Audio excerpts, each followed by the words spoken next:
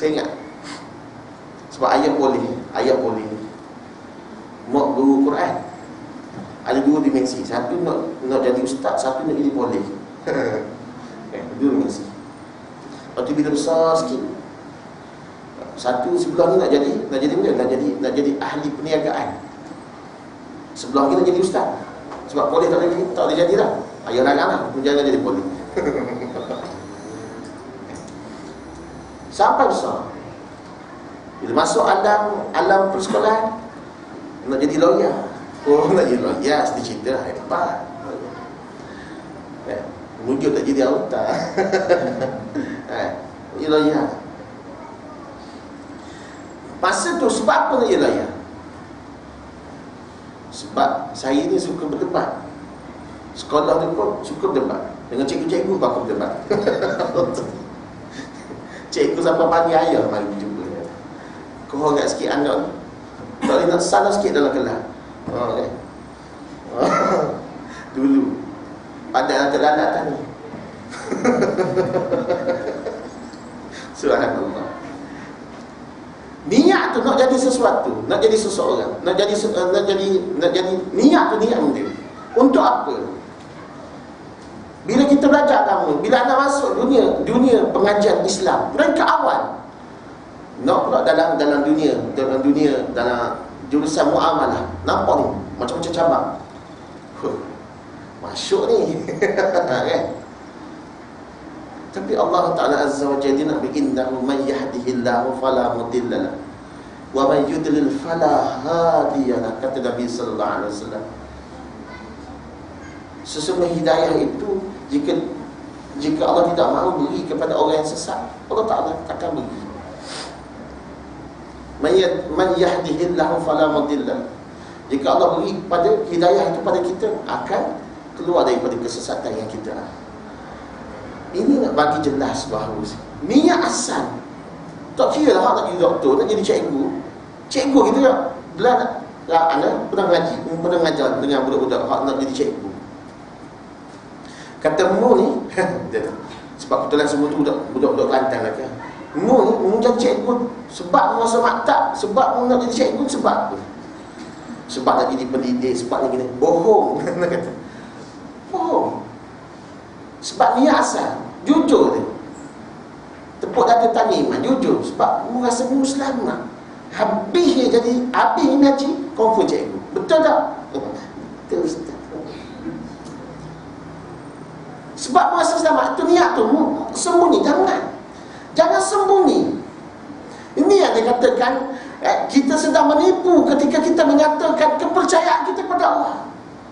Sedang rezeki, Allah Ta'ala kata, wa may yattaqillaha yaj'al lahu makhraja. Barang siapa yang bertakwa kepada Allah, aku tunjuk jalan keluar padamu. Makhraja. Takwa tak kira apa jua pekerjaan yang kalian buat, apa jua usaha yang kalian buat. Itu tidak jadi masalah, sebab aku tak ambil tahu masalah tu. Mu nak buat dia kecuali perkara yang melibatkan yang telah aku larang. Selagi benda tu tidak bertentangan dengan apa yang telah aku aturkan dalam semua bentuk perbendaharaan aku, katalah teruskan, buat apa saja. Sebab Allah Ta'ala sebut pada ayat berikut, wa yarzuqhu. Dan rezeki itu, maknanya rezeki itu sampai dah kita. Rezeki itu boleh dah kita. Keperluan apa yang kita perlu ada dah pada kita. Yang kita nak lagi adalah kecukupan bagi fitrah kebiasaan manusia. Kecukupan bagi fitrah, bagi kebiasaan hawa nafsu. Hal ni kita bimbang. Sebab apa? Sebab kita tak nampak wa yarzuqhu. Kita akan nampak wa yarzaq. Kita nampak rezeki hak tak mari lagi.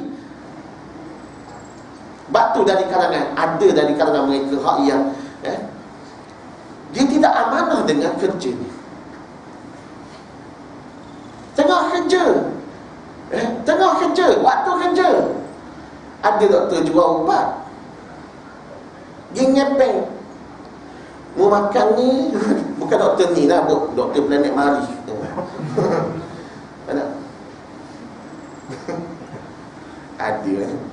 Ada doktor main cocok air dalam rumah aku. Anda jumpa lah. Pernah jumpa lah.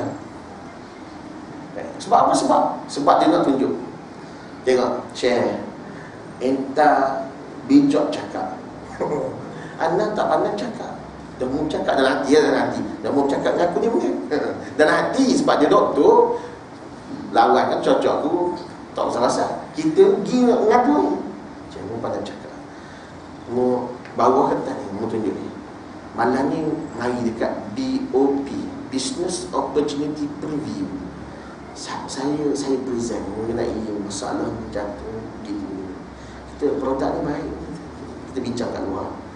Hati kata bukan doktor sini ya, doktor tempat lain. Tak payah cerita lah. Syekh, saya dapat BMW lah. Allah, ni salah orang. Kata musambung sepatah lagi. Boleh nyakit doktor ni. Musambung sepatah ni dah hati. Mu minta musambung sepatah lagi. Boleh nyakit doktor ni. Jumpa malam ni, muncul jumpa malam ni. Sambung sekali lagi cerita tu. Allahu Akbar.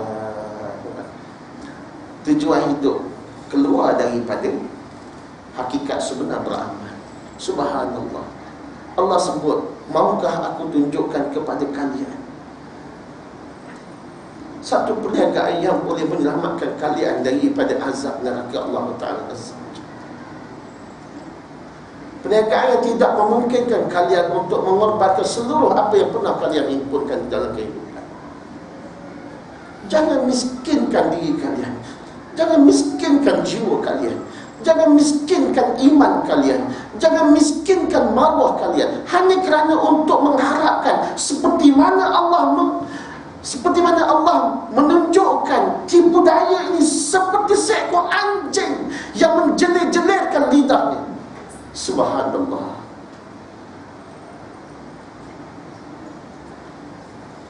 Jangan menjadikan manusia lain seperti rakus yang nafsu yang pernah kita miliki, seperti mana anjing yang menjelir-jelirkan lidah. Allah gambarkan keadaan wajah manusia sedemikian rupa dalam Al-Quran surah Al-A'raf.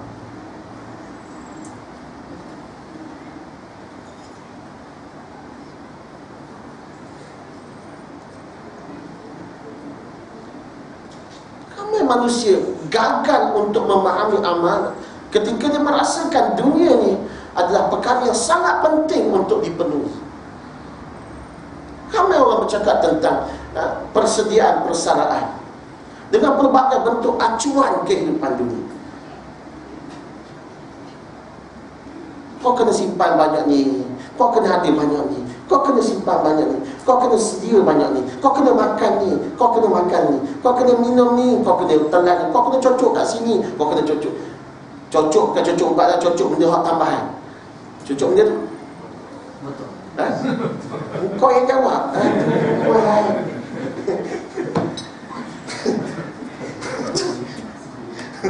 Kita orang perempuan jawab, dia kena bapak ni.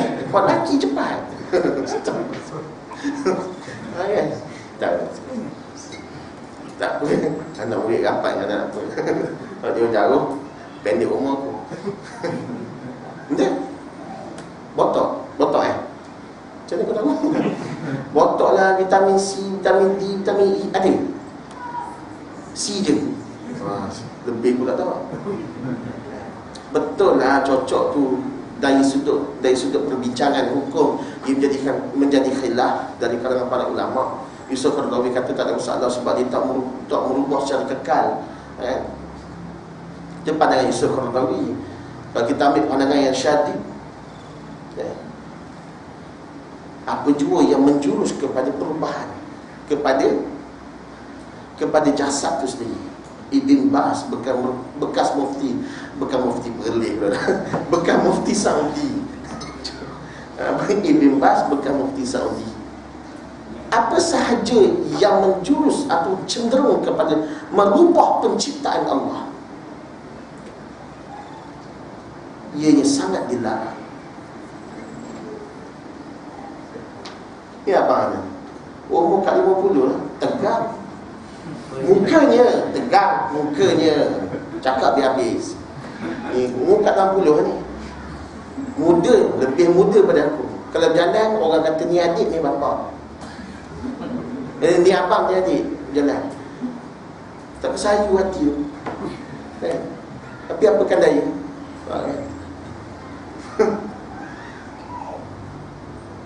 Mana kita lebih sekenci perutnya. Subhanallah. Wa yarzuqhu min haitsu la yahtasib. Dan rezeki itu, kata Allah, akan kuberi dalam keadaan kamu tidak pernah menyangka. Ya, kita celak mata tengok oleh nak tengah lagi boh, lagi 2 butir mata kita depan, tapi ada gelas, tengah lagi tengah. Rezeki yang tidak pernah kita sangka. Pentafsiran ini sangat jauh daripada pemikiran manusia yang meletakkan hawa nafsu di hadapannya. Ketika kita memiliki wajah yang baik, yang tidak menjadikan aib pada kita, kita tak pernah menyangka ia telah pun kita nikmati. Ketika kita memiliki kudrat untuk kita meneruskan hasrat kehidupan kita, kita tidak pernah menyangka bahawa aku masih berupaya untuk celah mata pagi keluar dalam keadaan meneruskan cita-cita dan impian. Ketika kita siap daripada makan sampai pada waktu pencernaan yang sempurna, kita pergi qada hajat, kita tidak pernah menyangka leganya Allah Ta'ala mengirimkan satu nikmat bahawa kita baru saja boleh mengeluarkan hajat yang terkandung dalam perut. Tak pernah menyangka. Haitsulah yahtasib yang sama telah diartikan dengan kejam oleh manusia menggunakan nafsu yang tidak bersandarkan kepada fakta kepercayaan kepada Allah dan syariat yang betul. Fakta kepada percaya kepada Allah dan juga hari kehidupan di hari akhirat, kehidupan di akhirat yang tidak jelas. Sehingga kan ada dari kalangan asatiza mengajar kepada kita, tuan-tuan, perempuan nak berdoa, nak apa? Doa, nyatakan tepat doa tu. Nak BMW, sebut BMW jadi apa? M3 dia kata. Kata mana datang kayangan dia ajar. Tuan-tuan nak pakai apa? Nak pakai motor jenis Catch, kan? Jenis Catch cai. Nyata semua. Aku tak kerti sebut motor lain. Aku tak kerti Catch cai tu lah. Kerti kan?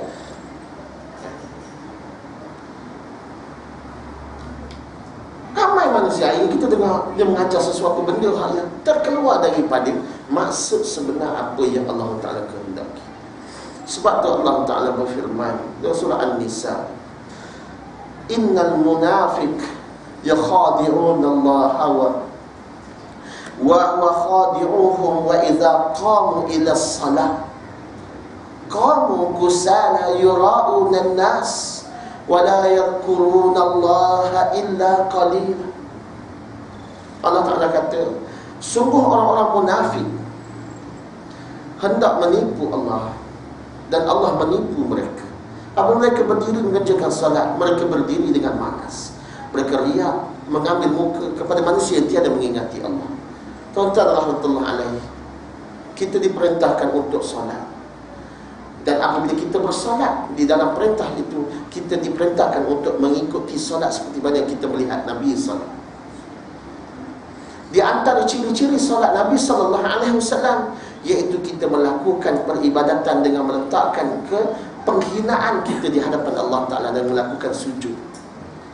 Dan ketika kita melakukan sujud, apakah anggota muka, apakah anggota aku nak tanya dah jawab.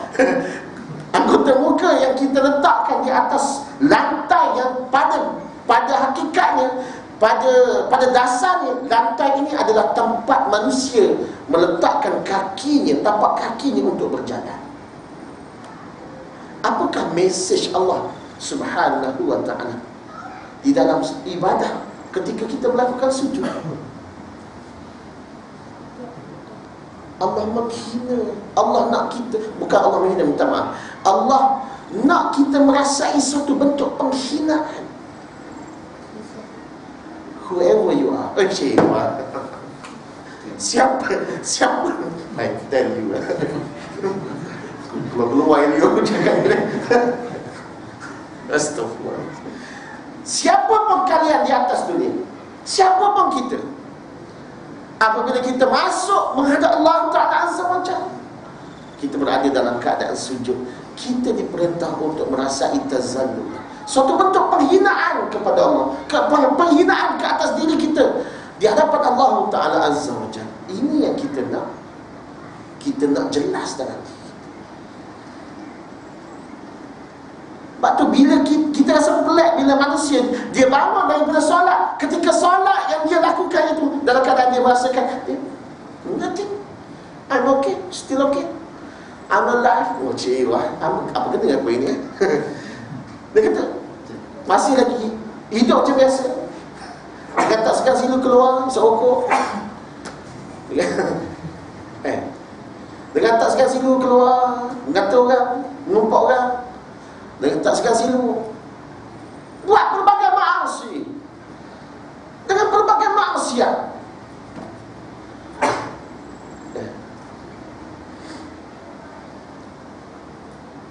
Sebab tu Ibn Qayyim al-Jauziyah di dalam kitab Al-Fawaid muka surat 187,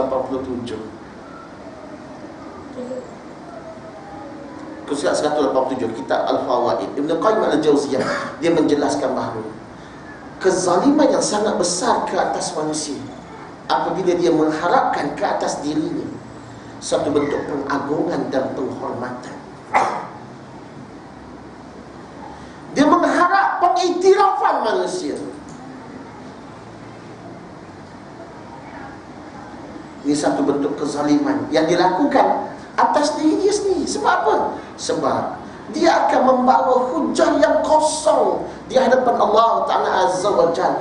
Harapan pengiktirafan, harapan pengagungan, harapan pujian kebaikan itu hanya akan menjadikan ia racun dalam semua ibadah yang pernah kita miliki. Termasuk perkara yang kita jadikan ia adalah fitrah ke atas kita. Kita ambil makanan yang kita nak makan dengan cara yang sunnah. Kita basuh tangan, mulakan dengan tangan kanan, kita ambil dengan makanan di hujung pinggan atau pembekas dan kita suapkan di mulut dengan Bismillahirrahmanirrahim. Ia juga menjadi racun ke atasnya. Subhanallah. Dengan semudah itu Allah melenyapkan segala-gala apa yang pernah kita bina, apa yang pernah kita usahakan. Untuk apa? Untuk menjadikan kita menyedarinya bahawa bahayanya kesan kepada riya, kesan kepada akhlak yang terkeluar daripada garis panduan Allah Ta'ala Azza wa Jalla.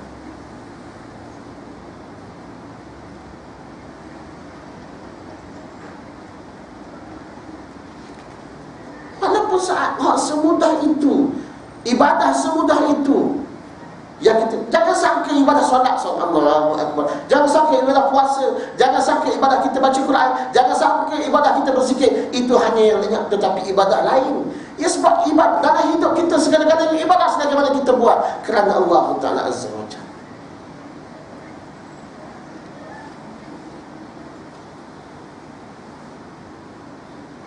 Subhanallah. Sebab tu Nabi SAW diajar kepada kita, bila orang puji kita telajak, apa nak telajak berlebih sangat puji, kata ambil pasir tabur kepala dia, tapi jangan buat kerja gitu. Maksudnya halang dia daripada melantunkan pujian ke atas kita terlalu banyak. Sebab apa? Sebab kita ni mudah perasan, mudah perasan. Oh, hak nama ustaz ni pun kadang-kadang perasan, boleh tahan juga. Kan tak? Hari ni ustaz lain macam. Nak minum kat mana? Tu tanya minum kat mana. Hari ni hak kalau ustaz. Allah Akbar, insyaAllah. Baik.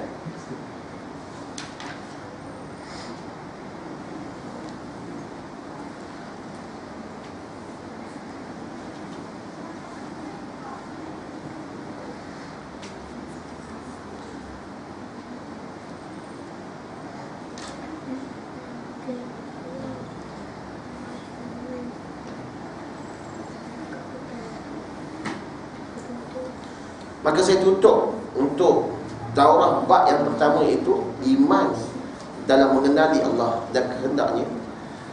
Kita tutup dengan dalil daripada surah An-Naba ayat 39. Kata Allah Ta'ala Azza wa Jalla, Zalikal yawmul haqq faman syaa attakhadha ila rabbihi ma'abah. Kata Allah, itulah keterangan tentang kiamat yang tetap berlaku. Maka siapa yang mahukan kebaikan darinya, dapatlah dia mengambil jalan kebaikan pada Rabb.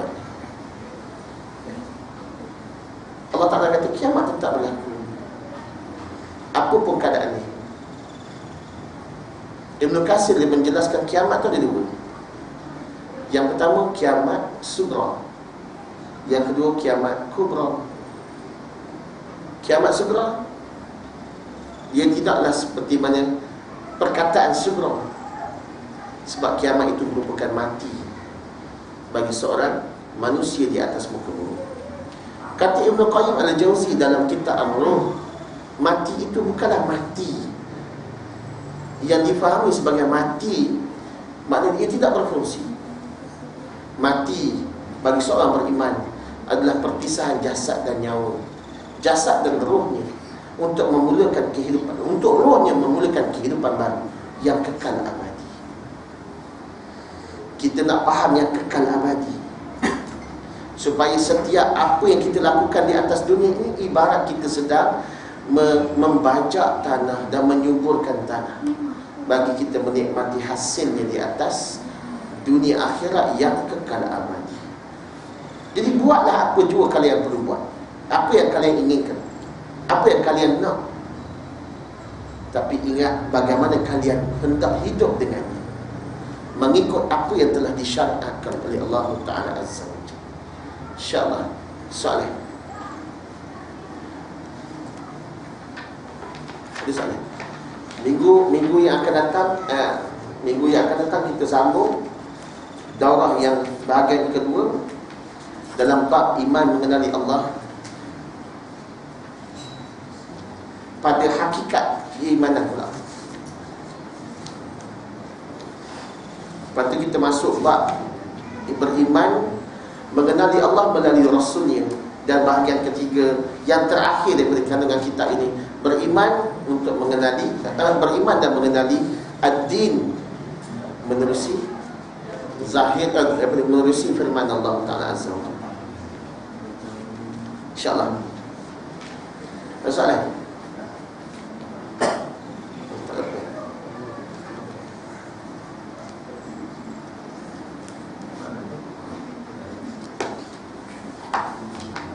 Muslimat ada soalan? Tak ada. Muslimat baru semua ni. Muslimin ada kat rumah ustaz, selalu dia lagi aku gitu. InsyaAllah. Akhir Abang Kiai? Tak ada? Bang? Alhamdulillah, jazakallah khair. Kata Ra'i, bang, jazakallah khair. Kata memenuhi ruang-ruang imarah di madrasah pada jamu, insyaAllah. InsyaAllah sini tak kena tukar.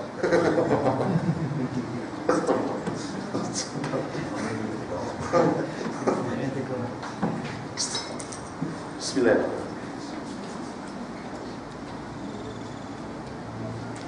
Aku liqauli hadza astaghfirullah li wa lakum. Assalamualaikum warahmatullahi wabarakatuh. Subhanakallahumma wa bihamdika asyhadu an la ilaha illa anta astaghfiruka wa atubu ilaik. Bismillahirrahmanirrahim. Wal 'asri innal insana lafi khusr illa allazina amanu wa 'amilus shalihat wa tawassaw bil haqqi wa tawassaw bis sabr. Rabbi zidna ilman fahman amin rabbal alamin. Aqimis salah.